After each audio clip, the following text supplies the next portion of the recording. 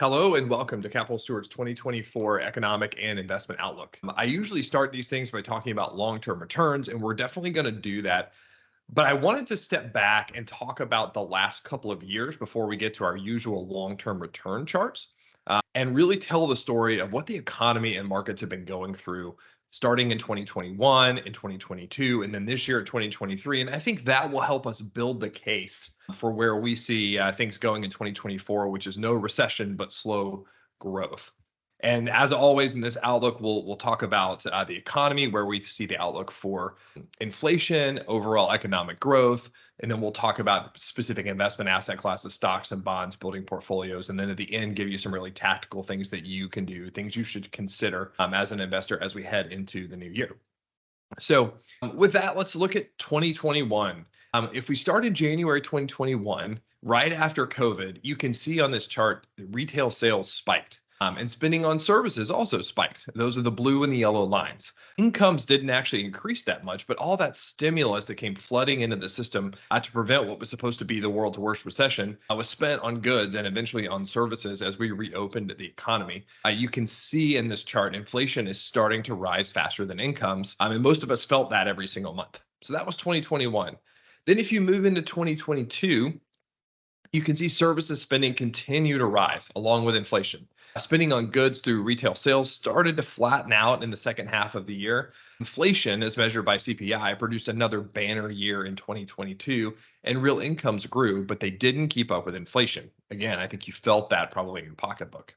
Then we get to this year. In 2023, things started to come back to reality. The year isn't quite finished, but it appears that earnings are going to outpace inflation for the first time, and goods spending will grow largely in line with inflation and earnings. Spending on services continues to outpace everything else. Services, remember things like going to a Taylor Swift concert or travel, hotels, those kinds of things, as opposed to something that you might pick up at the mall, right? That's a more physical good. Some of that may be sort of some revenge travel that happened in the third quarter over the summer, but I suspect it's more likely just a continuation of the rotation of the U.S. towards travel, personal services, concerts, all those types of service spending items and away from physical goods. So I don't think that sort of the change between services and goods is going to change anytime soon. What's notable over that whole period, 2021 and 2023, is that while everyone feels the pain of higher prices at the store, earnings have largely kept up with higher inflation. I don't think everybody thinks that, right? You just feel like going to the store, stuff's more expensive. But the reality is, earnings on average have kept up with higher inflation. Average hourly earnings were up 20% in line with total inflation over that period. Now, that doesn't represent real wage growth. Ideally, earnings would actually outpace inflation modestly. But the idea that consumers are suffering under high inflation simply isn't true. Now, there's more bifurcation, certainly. Higher income workers, especially tech workers, have actually lost ground over this time period, while lower income service sector workers that have been really in demand, they've seen above average pay increases. One thing to keep in mind is if you're a business owner, you haven't increased prices by at least 20% since 2020, you're not keeping up. So 20% since 2020, if your prices aren't up that much, you're not keeping up. And your customers are likely willing and able to pay. They may be grumbly about it, but they are willing and able to pay. If you're employed, if you work for somebody else, your pay hasn't gone up by 20% or more since 2020, you're also losing ground. And your employer is also likely willing to pay. We'll talk about the jobs market more in a minute, but it's still pretty strong. Replacing you on the open market would probably cost 20% more than it did in 2020. So just kind of use that as a framework in your head. Your own earnings, your business prices, things like that should have gone up 20% over the last couple of years since 2020. So go back and look at those numbers. When you put it all together, we've kind of stepped out here and looked at 2010 through 2020. On the left side of the gray highlight for the COVID recession, you can see sort of what a more normal period of time looks like. And on this chart, I added personal savings to help make the point. That's the line that's in pink. Normal prior to the COVID recession and periods before that, right? We can go back further in history. There's nothing magical about what happened in the 2010s in these relationships. Earnings, spending, savings, and inflation, they grew modestly together. The massive post-COVID stimulus initially boosted spending and savings and inflation, and we've come sort of down now in 2023 from that bender that the economy was on for a couple of years. So we talked about in the title, we're coming down from the sugar high, but slowing down from overheating and heading towards an imminent recession are two different things. And I think that's what economists and forecasters and investors are really struggling with is that we see things slowing down and we expect that there's some massive recession right around the corner, and yet it keeps being another 2 months out, another 2 quarters out, further and further. We keep kicking that can down the road. And I think we've got to step back and look at things more from a long-term perspective. And I think when you do that, you see that we're coming down from the sugar high. We're not necessarily moving into a period of weakness. So I wanted to start with this picture. We're going to look more at our longer-term returns here in just a second.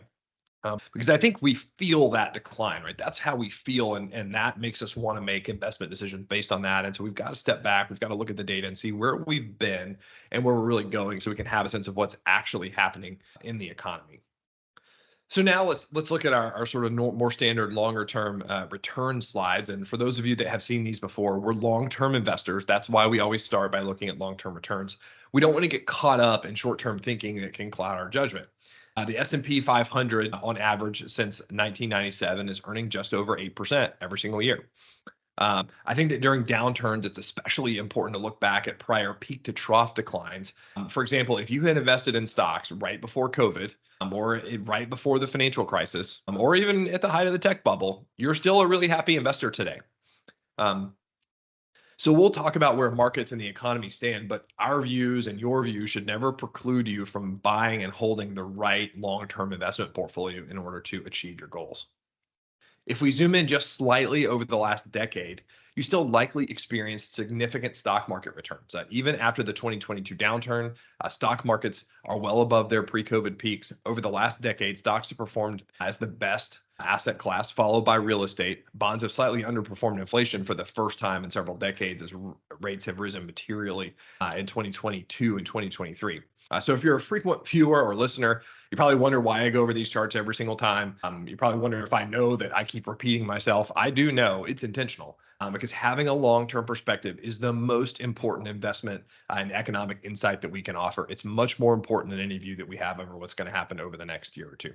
So if you're not comfortable with your current plan and you don't have something that you can stick with over the long term, then you should seek out professional guidance. Our team would be happy to discuss your situation with you in more depth. We'll put a link in the show notes to make it easy to get in touch with us, so that you can get to a place where you say, hey, I have a plan that I feel comfortable with sticking to over the long term, regardless of what happens in the economy over the next 6 or 8 months.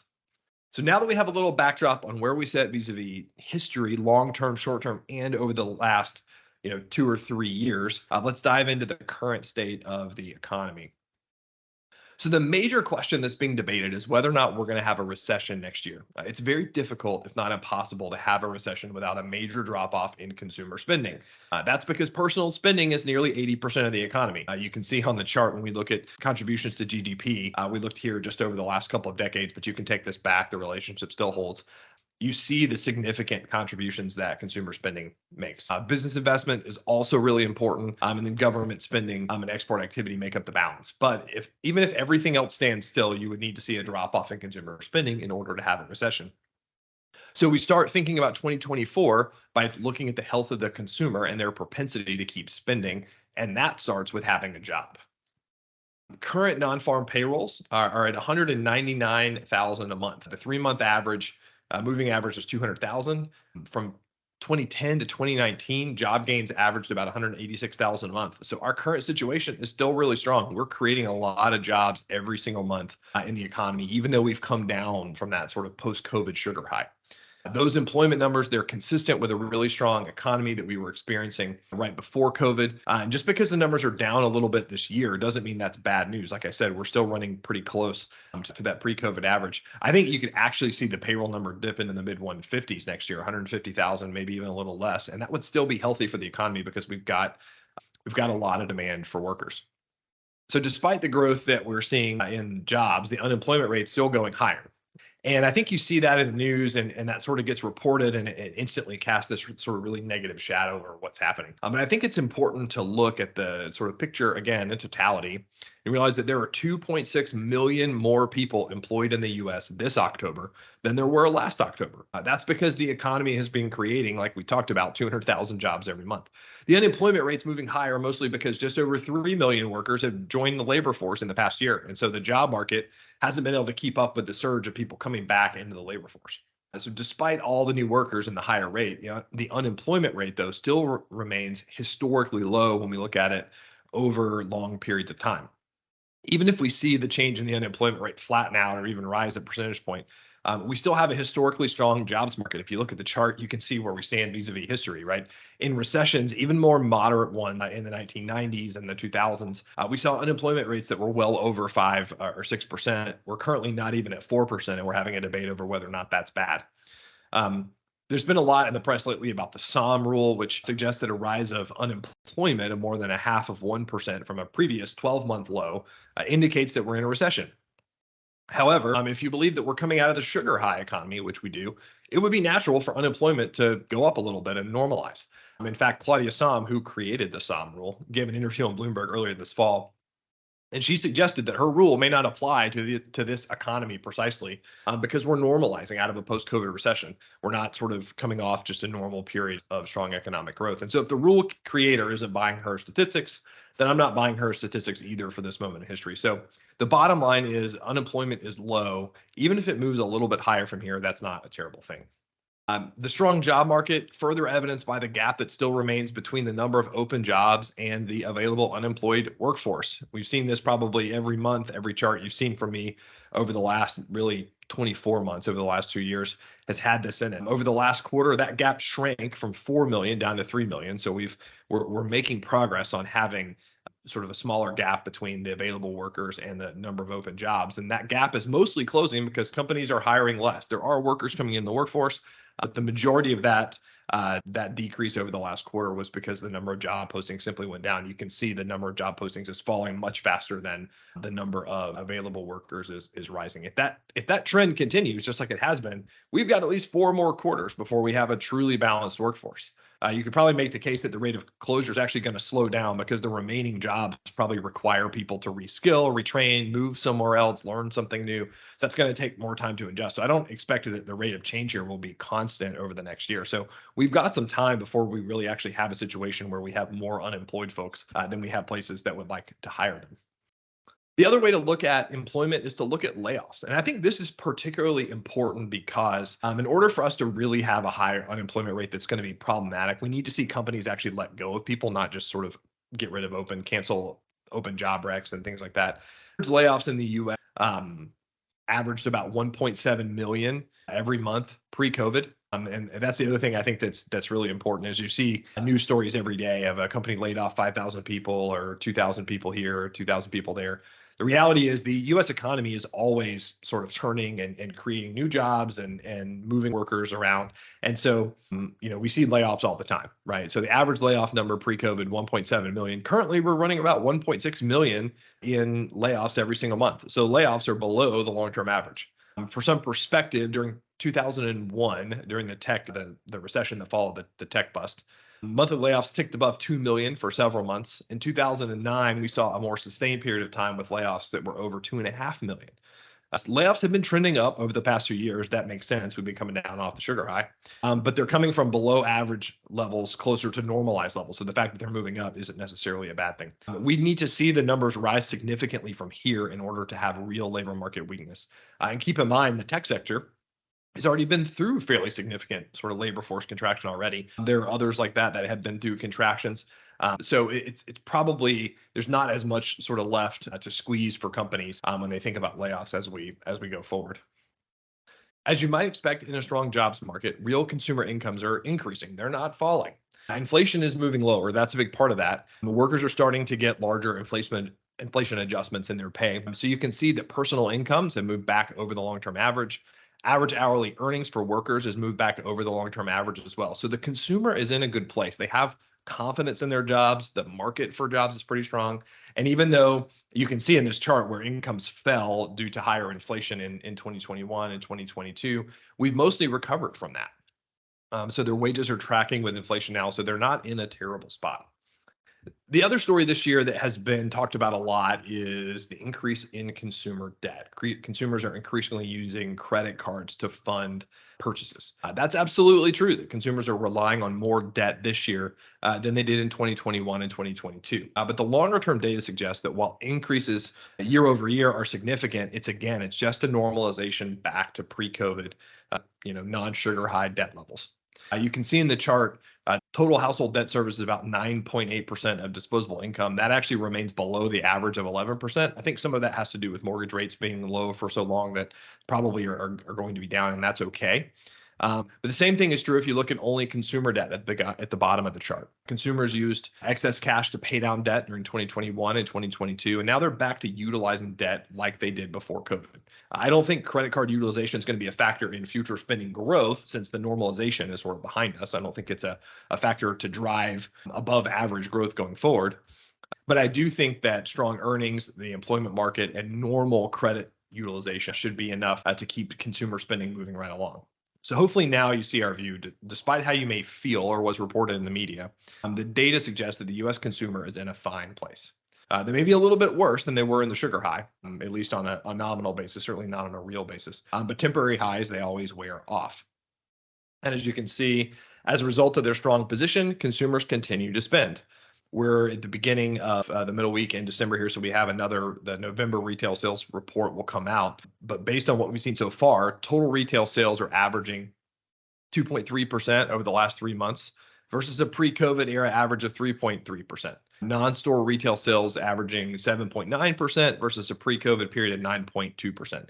So you can see that sales are slowing down a little bit, but that's still pretty strong growth. It's also notable that sales spiked significantly in 2021. And so I think we could sit right here, not have a recession, simply be sluggish for a year or two as the give back for the sugar high that we had in 2021. People bought stuff for their houses. They did a lot of renovation. A lot of things happened. And so they just don't have to buy as much now. Early card data from B of A shows that Black Friday spending grew 2.3% year over year. Again, not gangbusters, but not bad. Core goods inflation at that time was zero. So that means that the growth in spending was actually real. It was good spending growth. It wasn't just higher prices. The National Retail Foundation is also expecting holiday spending to grow this year, not decline. They're expecting it to grow 3 or 4%. Again, that's less than last year, but it's still really healthy. We like for the economy to grow 2 to 4%. That's where we want to be. Passenger traffic through TSA was up 10% over Thanksgiving weekend from last year. That bodes well for the holiday season, not a disaster that some people were expecting. So not the gangbuster result from a consumer spending perspective that we saw in 2021, but normal spending growth that doesn't create inflation is right in this range. According to Equifax, consumers are planning to continue to use their credit cards for holiday spending. So despite the rise in revolving credit, they haven't decided to quit quite just yet. So betting against the U.S. consumer is probably not a good idea. So I know some of you were just waiting to say, but employment is a lagging indicator and we see spending going down just a little bit. We won't see the recession impact until it's too late, but we will see it hit spending, right? In order for the economy to stall out significantly, we're going to need to see personal spending, consumer spending go down. And so far, so good. I do think the goods sector is struggling more than services. Some folks have talked about sort of the brown box recession or whatever. People bought furniture, they bought physical stuff during the recession. They don't need to buy more of that now. But overall, consumers are just spending more money on services and service sector spending remains intact. So far, so good. So if you look at businesses, they also continue to spend. You can see in the chart on the top that total business expenditures, capital expenditures, those are the long-term investments that businesses are making. Those things are steady.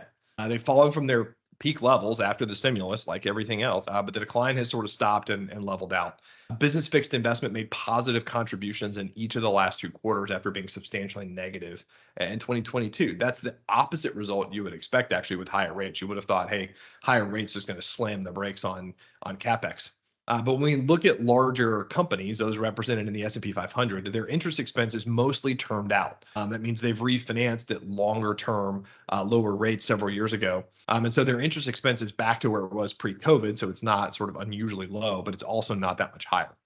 As rates come down, that should slow down the increase in sort of interest expense growth over time. So the main impact of higher rates is likely not so much slower CapEx and things that impact the real economy, but it's probably a reduction in share buybacks. They're already down almost 25% or $500 billion a year since the 2022 peak.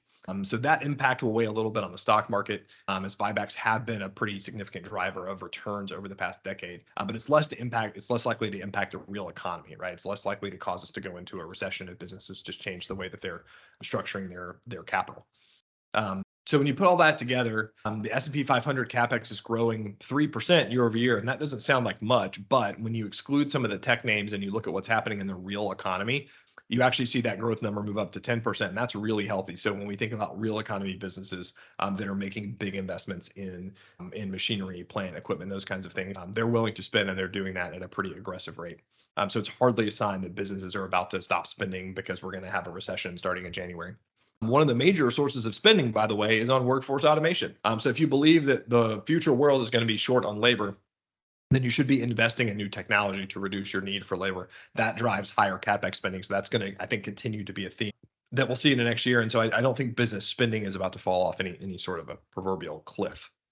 We look at business activity. The Institute for Supply Management surveys businesses about economic activity throughout their supply chain. Their indices are benchmarked to 50, so a little bit unique. So reading above 50 means that we have growing economic activity. Reading below 50 means we have contracting economic activity. So you can see the services ISM data is running at 52, so a little bit of growth. The manufacturing sector is at 46. That actually represents declining activity, and it's enough to have a recession. And I think that's what we've been looking at in the economy and saying, hey, things are really bad, right? This manufacturing ISM is really low, and it's really difficult for goods companies. But just like in the spending data, services remains really strong, and they're holding the economy up, and that can continue for a long time.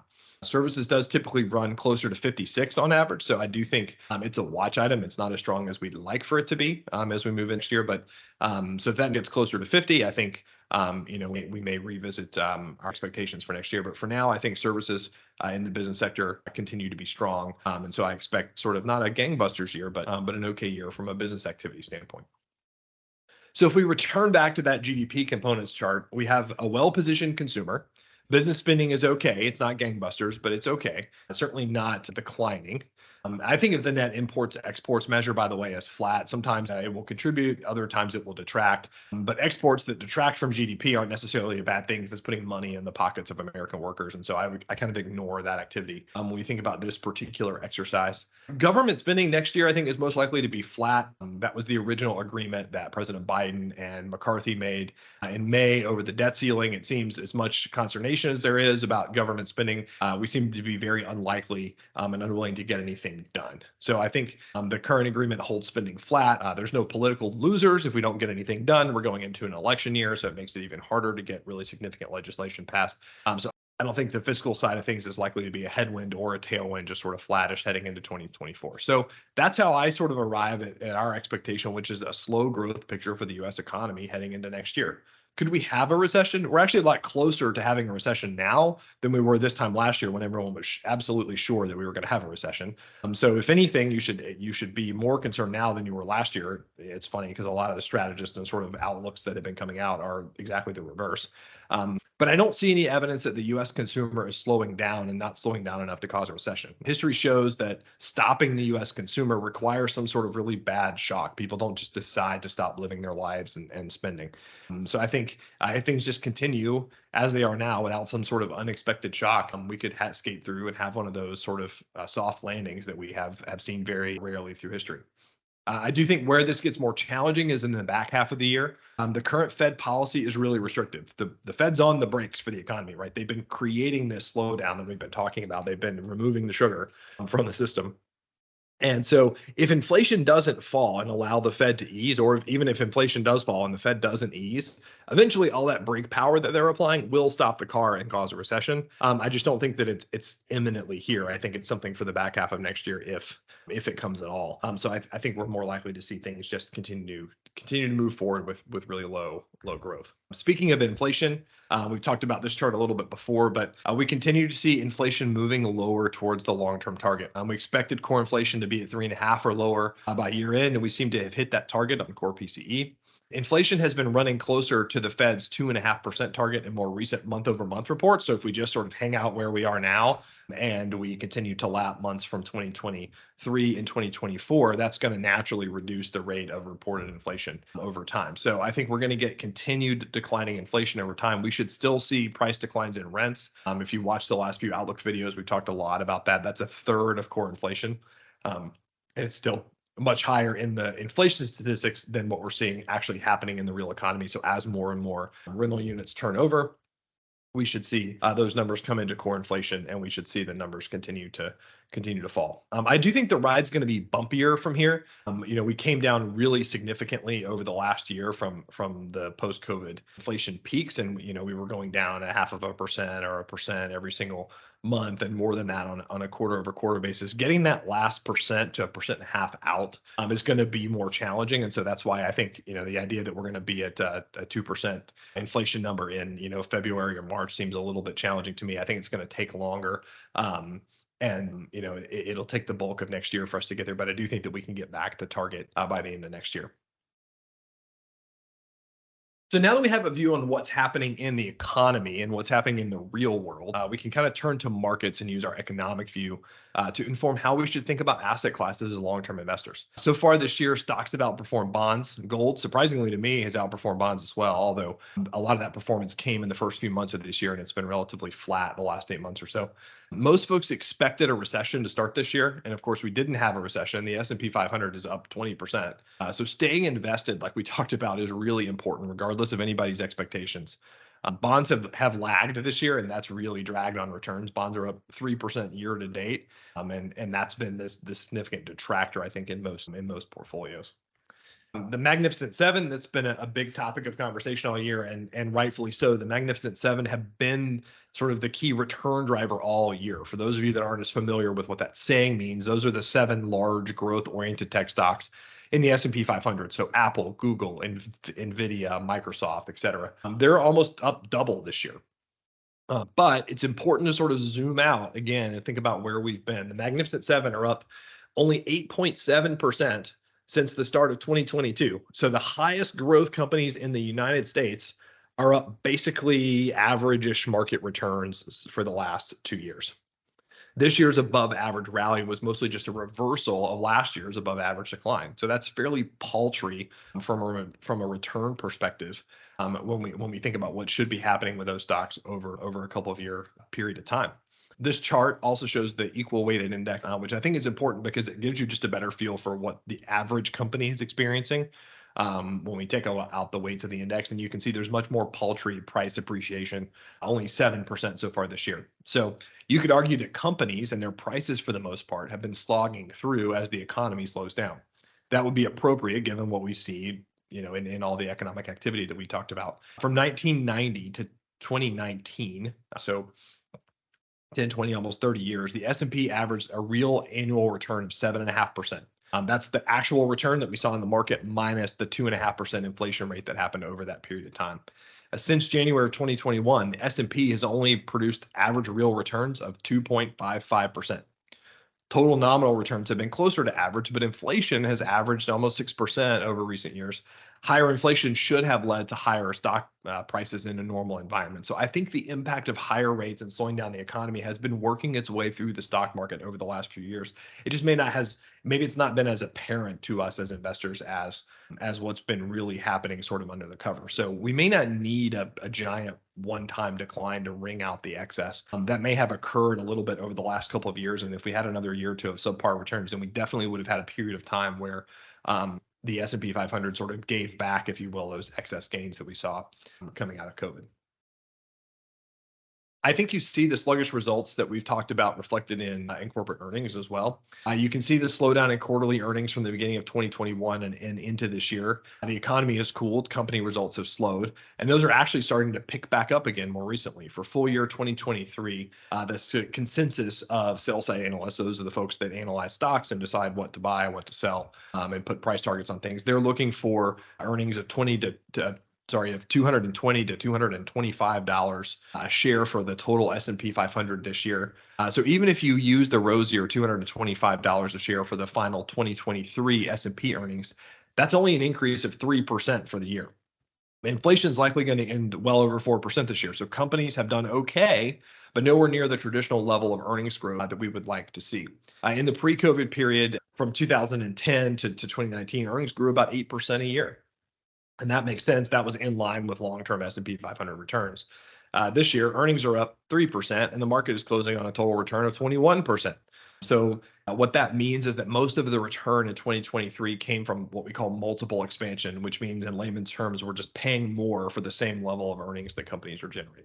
Expectations around the future growth of AI, particularly in the largest S&P 500 companies, rose significantly. Obviously, we had to back out of expectations for a recession. And so all of that drove prices a lot higher, even though earnings ended the year relatively flat. So as you look into next year, I think you can make the case for slow but growing earnings. Q3 2023 earnings grew at 4.8%, but growth was actually 10.6% when we take out energy. And energy company earnings are really impacted by oil prices. Oil prices are down a lot recently. They grew a lot last year. So if we back out the impact of just the oil price, the sort of what's going on in the average company, earnings are growing pretty healthily. And I expect that to continue into Q4 of this year, maybe down a little bit, maybe not 10%, but still solid low single digit growth in Q4 and then headed into next year.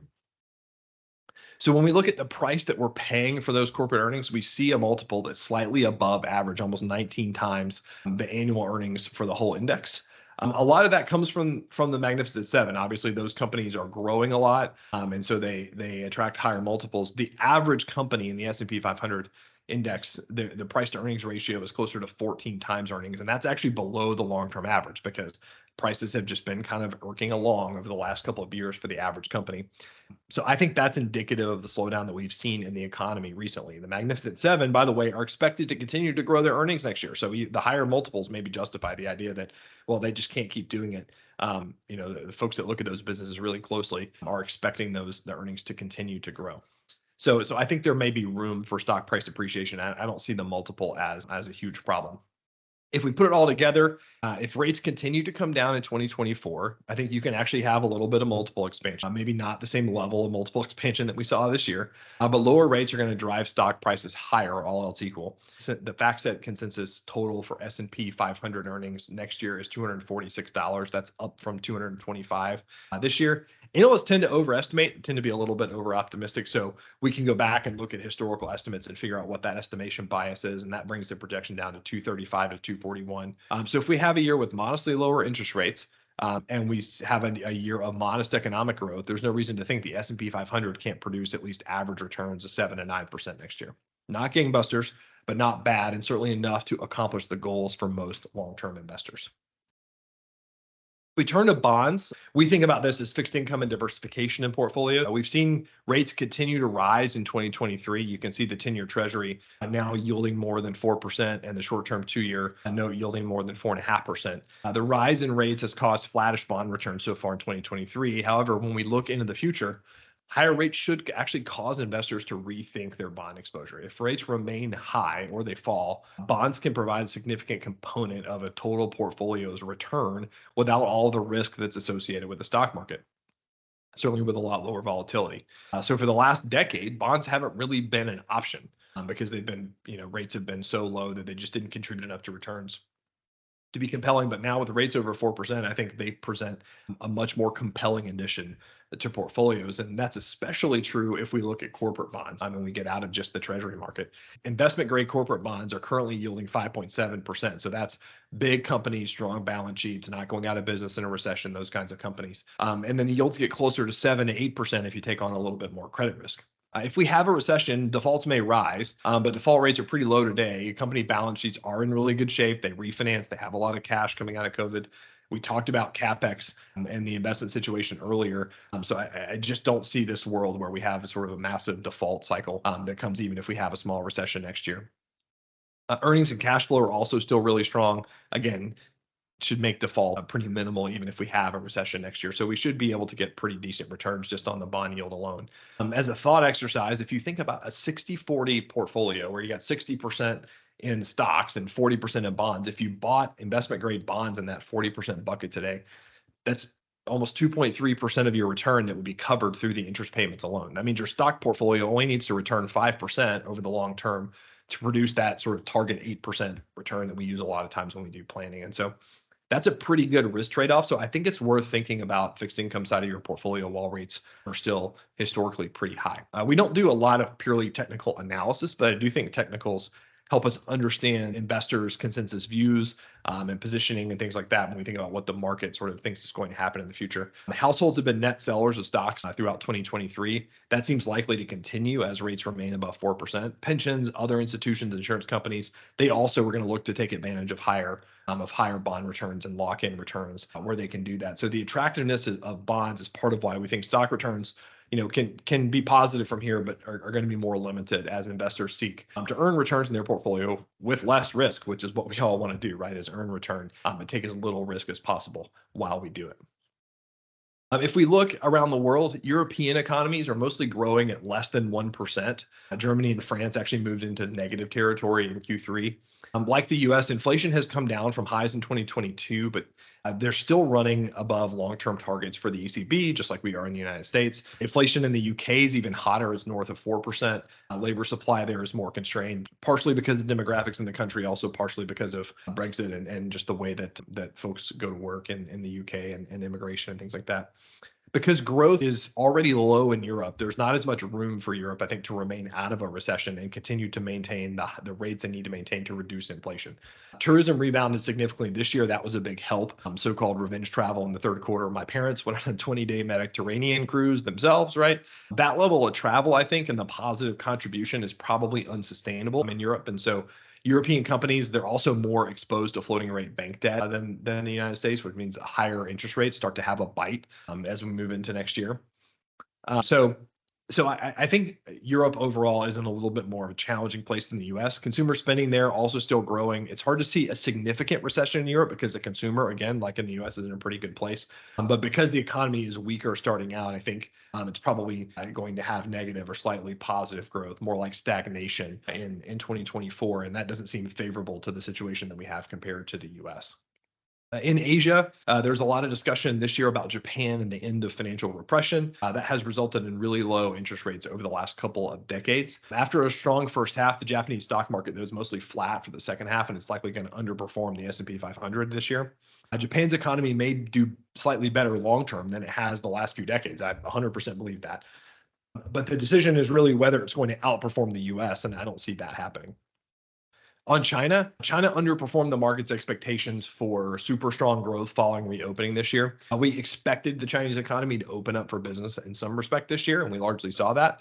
They have some strong headwinds from the property crunch. That's been in the news. You probably have read about that. I think that's going to drag the economy there for some time. But I also think that the central bank there will reduce interest rates to support the economy. Remember, everything's centrally managed. There's no independent Fed or anything like that. It's just what can we do as a collective government effort to keep the economy strong.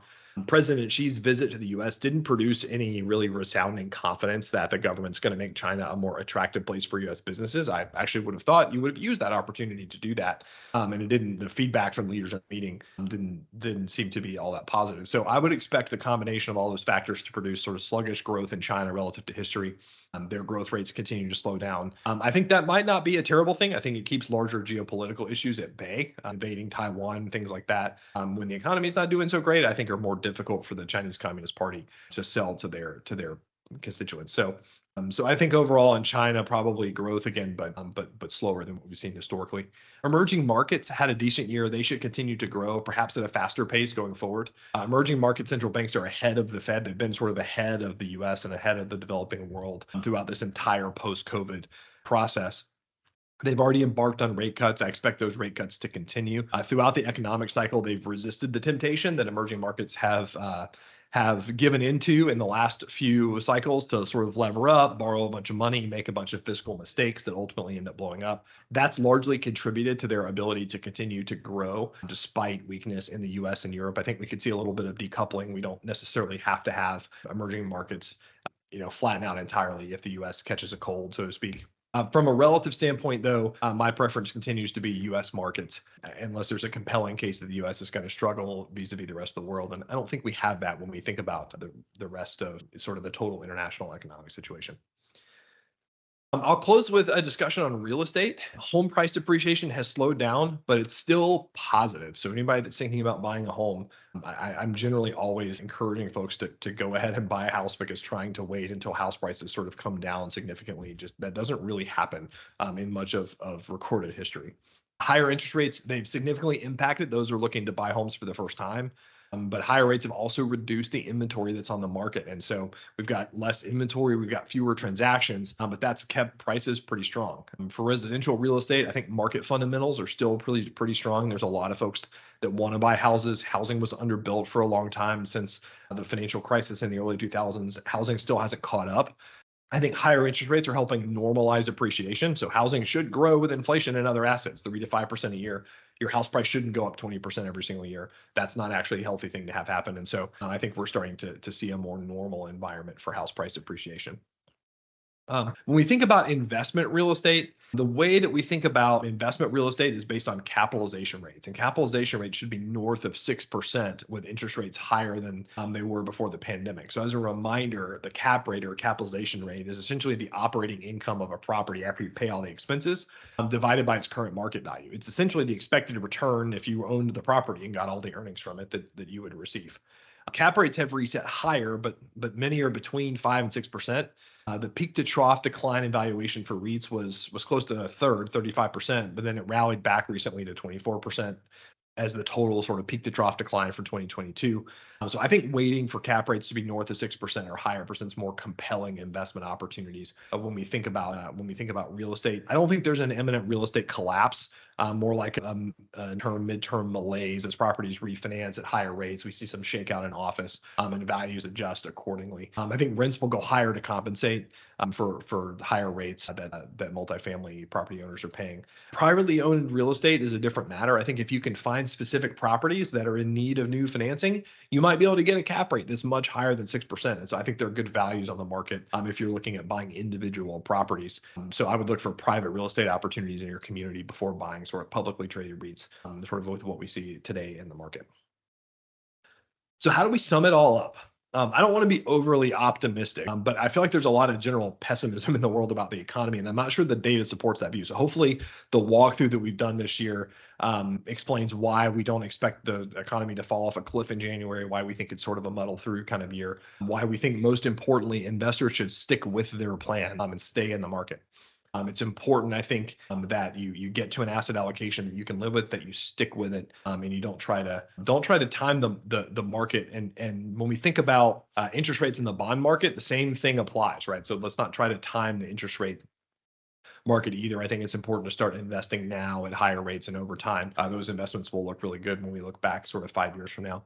And I think largely we talked about this a little bit, but I think it's worth reconsidering your allocation to bonds. Rates are higher. Higher rates should allow you to earn the returns that you need to earn with lower risk. And so I think it's important that you think about your bond allocation if that's not something that you've done this year. So if you're looking for help with how to do that, we'd be happy to have a conversation with you about how you're achieving your goals. We covered markets and investments at length in this podcast episode, in this video, but our practice looks at our client's entire financial situation. We help minimize taxes, plan for retirement, other goals, helping empower families through wealth transfer strategies, all of that stuff. We take a holistic view when we think about working with our clients, and it's much more than just sort of markets and investing.